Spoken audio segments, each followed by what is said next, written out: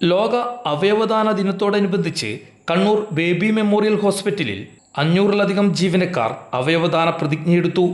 മരണാനന്തര അവയവദാനത്തിൻ്റെ പ്രാധാന്യം പൊതുസമൂഹത്തിലേക്ക് എത്തിക്കുന്നതിനും കൂടുതൽ പേരെ അവയവദാനത്തിന് സന്നദ്ധരാക്കുന്നതിനുമുള്ള പ്രതിബദ്ധതയുടെ ഭാഗമായാണ് BMH ജീവനക്കാർ പ്രതിജ്ഞയെടുത്തത്. Kannur health deputy DMO doctor Sachin KC ചടങ്ങ് ഉദ്ഘാടനം ചെയ്തു. അവയവദാനത്തിൻ്റെ ആവശ്യകതയും ഇതുമായി ബന്ധപ്പെട്ട് സമൂഹത്തിൽ കൂടുതൽ അവബോധം സൃഷ്ടിക്കുന്നതിൻ്റെ പ്രാധാന്യവും അദ്ദേഹം ചൂണ്ടിക്കാട്ടി. ഒരു വ്യക്തിയുടെ മരണത്തോടെ അവസാനിക്കുന്ന ജീവിതം മറ്റൊരാളുടെ ജീവിതത്തിലേക്ക് പ്രതീക്ഷയായി മാറ്റാൻ അവയവദാനത്തിലൂടെ സാധിക്കും. BMHലെ 500-ലധികം ജീവനക്കാർ അവയവദാനത്തിന് പ്രതിജ്ഞയെടുത്തത് സ്ഥാപനത്തിൻ്റെ സാമൂഹിക പ്രതിബദ്ധതയുടെ തെളിവാണ്. ഈ സന്ദേശം സമൂഹത്തിലേക്ക് കൂടി എത്തിക്കുകയാണ് ലക്ഷ്യമെന്ന് BMH north Kerala cluster CEO Niru Mundayadan പറഞ്ഞു. നമ്മൾ തയ്യാറാവണം. നമ്മുടെ കൂടെയുള്ളവരുടെ, ബന്ധുക്കളുടെ, ഫ്രണ്ട്സിൻ്റെ ഓർഗൻ ഡൊണേഷൻ സാഹചര്യമുണ്ടായാൽ അതിന് ഇനീഷ്യേറ്റീവ് എടുക്കാം. ഇതൊരു ഓർമ്മപ്പെടുത്തലായി നിൽക്കട്ടെ. ഈ ദിവസങ്ങൾ എപ്പോഴും ഓർമ്മപ്പെടുത്തലാണ്. എന്തുകൊണ്ടാണോ ഈ ഓർഗൻ ഡൊണേഷൻ ഓർമ്മപ്പെടുത്തൽ ആവശ്യമുണ്ട് എന്ന് പറയുന്നത്? ഒരുപാട് തെറ്റിദ്ധാരണകളുള്ള ലോകത്താണ് നമ്മളിപ്പോൾ ജീവിച്ചുകൊണ്ടിരിക്കുന്നത്. ഓർഗൻ ഡൊണേഷനെ പറ്റി മാത്രമല്ല, സോഷ്യൽ മീഡിയയുടെ അതിപ്രസരം കൊണ്ട് ഉണ്ടാവുന്ന ഓരോ ദിവസവും ഉണ്ടാവുന്ന പ്രശ്നങ്ങൾ അതിഭീകരമാണ് എന്ന കാര്യം മനസ്സിലാക്കുക. ആദ്യമായിട്ട് എങ്ങനെയാണ് കൈകാര്യം ചെയ്യേണ്ടതെന്ന് അറിയാണ്ട് പകച്ചു നിൽക്കുന്ന ഒരു സമൂഹത്തിന്റെ മുമ്പിലാണ് പിന്നെയും സോഷ്യൽ മീഡിയയിൽ കൂടി പല തരത്തിലുള്ള നെഗറ്റീവ് ഇൻഫർമേഷൻസ് വന്നുകൊണ്ടിരിക്കുന്നത്. അതിന് ചെറിയൊരു ഉദാഹരണമാണ് 2015, 2016, 2017 കാലഘട്ടങ്ങളിൽ കേരളം ആയിരുന്നു. ആക്ച്വലി സ്പെയിനാണ് ലോകത്തിലെ ഏറ്റവും ഹയസ്റ്റ് റേറ്റ് 494 പെർ മില്യൺ, 10,494 ആളുകൾക്ക് ഡൊണേഷൻ ഉള്ള രാജ്യം എന്നുള്ള രീതിയിൽ നിന്ന് 1ാം സ്ഥാനത്ത് കിടന്നു. ആ ലെവലിലേക്ക് കേരളത്തിന്റെ ലെവലും വന്നിരുന്ന ഒരു കാലത്ത് നിന്ന് ഒറ്റ പോക്കാണ്. പിന്നെ 17-18 ആകുമ്പോഴത്തേക്ക് 0 18 ആകുമ്പോഴത്തേക്ക് ജോസഫ് വന്നു. അതോടെ നമ്മൾ തീരുമാനമായി. ജോസഫ് എന്നുള്ള സിനിമ കണ്ടിട്ടുണ്ടാവുമല്ലോ. എത്ര നിരുത്തരവാദിത്വപരമായിട്ടാണ് സിനിമയോ അല്ലെങ്കിൽ അസോസിയേഷൻസോ അല്ലെങ്കിൽ ഇതുപോലത്തുള്ള ഈ സോഷ്യൽ മീഡിയകളോ പെരുമാറുന്നു എന്നുള്ളതിൻ്റെ ഉത്തമ ഉദാഹരണമാണ് ആ കാര്യം. ഓർഗൻ ഡൊണേഷൻ എന്തുകൊണ്ട് ഇമ്പോർട്ടൻ്റ് ആവുന്നു എന്നതാണ് വളരെ സിമ്പിളായിട്ടൊരു കാര്യം പറയാം. ജീവിതത്തിലേക്ക് ഒരു മനുഷ്യനെ തിരിച്ചു കഴിക്കാനും അതോടൊപ്പം നല്ല ജീവിതം ജീവിക്കാൻ അയാൾക്കുള്ള അവസരം ഉണ്ടാക്കി കൊടുക്കാനും നമുക്ക് കിട്ടുന്ന ഒരു അവസരം കളയുകയാണ് ചെയ്യുന്നത് എന്നൊരു ഓർമ്മപ്പെടുത്തലാവട്ടെ ഈ ദിവസം. മസ്തിഷ്ക മരണത്തിനെ പറ്റിയിട്ടാണ് എപ്പോഴും സംശയമുള്ളത് അല്ലേ? ഡോക്ടർ തുളസി എന്നൊക്കെ പറഞ്ഞ മനുഷ്യന്മാരെ കേട്ടിട്ടുണ്ടാവും.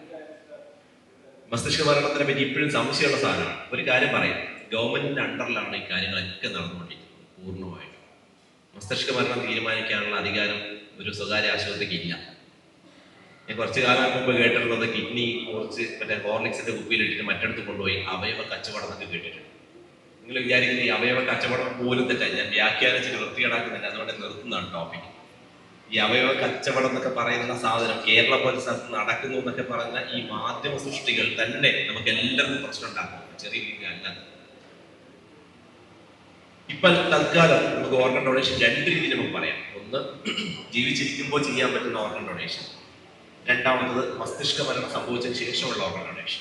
നമ്മളെല്ലാവരും പ്രധാനമായിട്ട് സംസാരിച്ചുകൊണ്ടിരിക്കുന്നത് ഒരു മസ്തിഷ്ക മരണം എനിക്കോ എൻ്റെ കുടുംബത്തിൽ ആർക്കെങ്കിലും സംഭവിച്ചാൽ അതിന് നമ്മൾ ഒരു താങ്ങാവും എന്ന് ഉറപ്പിക്കലാണ് ഈ നമ്മളിപ്പോൾ ബ്ലഡ് ചെയ്തതിൽ കൂടി നടത്തിയിരിക്കുന്നത്. ഒന്ന്, നമ്മൾ പറഞ്ഞിരിക്കുന്നു നമ്മൾ മസ്തിഷ്ക മരണം സംഭവിക്കാൻ സാധ്യത ഉണ്ടെങ്കിൽ ധൈര്യമാണ് കുറച്ച്, എന്നാലും കുഴപ്പമില്ല, എല്ലാവരും കുത്തി കാണുന്ന സന്തോഷമുണ്ട്. ഇത് ഞാൻ മരിച്ചു എന്ന് പറയാനുള്ള ധൈര്യക്കുറവുണ്ടാവില്ല, എല്ലാവർക്കും ഉണ്ടാവില്ല. അപ്പോൾ ഇതിൽ സംഭവിക്കുന്നത് ഇത്ര മാത്രമേ ഉള്ളൂ. മസ്തിഷ്ക മരണം സംഭവിച്ചതിന് ശേഷം പിന്നെ നിങ്ങൾക്ക് വലിയ റോളൊന്നുമില്ല, അല്ലെങ്കിൽ എനിക്ക് വലിയ റോളൊന്നുമില്ല. എൻ്റെ മസ്തിഷ്ക മരണം സംഭവിച്ച എനിക്ക് റോൾ ഇല്ല. എൻ്റെ മസ്തിഷ്ക മരണം സംഭവിച്ചതിന് ശേഷം എൻ്റെ ഓർഗൻ ഡൊണേറ്റ് ചെയ്യപ്പെടണം എന്നുള്ളത് എൻ്റെ തീരുമാനമാണെന്നും അത് നടപ്പാക്കാൻ നിങ്ങൾ എൻ്റെ കൂടെ ഉണ്ടാവും എന്ന് പറയുന്ന ഒരു 10 പേരെങ്കിലും നിങ്ങളുടെ കൂടെ ഉണ്ടാവണം എപ്പോഴും. എന്നാൽ മാത്രമേ ഒരു 5 ആളുടെ തീരുമാനങ്ങൾ സപ്പോർട്ടായിട്ട് കിട്ടുള്ളൂ. അറ്റ്ലീസ്റ്റ് 2 ആളുടെ തീരുമാനം കിട്ടുള്ളൂ. ഇല്ല, കിട്ടില്ല. ഇല്ലേ, കുറെ കൺഫ്യൂഷൻസ് വരും. അപ്പോഴത്തേക്ക് 2 ആൾക്കാർ വരും, 3 ആൾക്കാർ വരും, തീരുമാനം എടുക്കുന്നത്. നോക്കൂ, കഴിഞ്ഞ മാസം ഫെബ്രുവരിയിലാണ് കേരളത്തിൽ ഏറ്റവും ചെറിയൊരാള് ഡൊണേറ്റ് ചെയ്തിരിക്കുന്നത്. കേട്ടിട്ടുണ്ടോ കഥ? അറിയാം.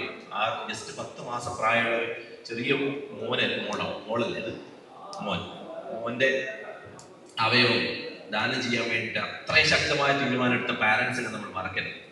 ചെറിയൊരു വ്യത്യാസം വന്നിട്ടുണ്ട്. 1026 നമ്പറിലേക്ക് കഴിഞ്ഞ ചടങ്ങിൽ BMH chief of medical services doctor Abdul Nasar, surgical gastroenterology വിഭാഗം senior consultant doctor Santhosh C Kudimani, nephrology വിഭാഗം senior consultant doctor Mithun Ramesh, nephrology വിഭാഗം consultant doctor Shebin Kumar T, transplant coordinator Razak എന്നിവർ സംസാരിച്ചു. മരണാനന്തരവും മറ്റൊരു ജീവിതത്തിലേക്ക് വെളിച്ചമാക്കുക എന്ന സന്ദേശമാണ് BMH ജീവനക്കാരുടെ അവയവദാന പ്രതിജ്ഞയിലൂടെ സമൂഹത്തിന് നൽകുന്നത്. News desk Hi Vision.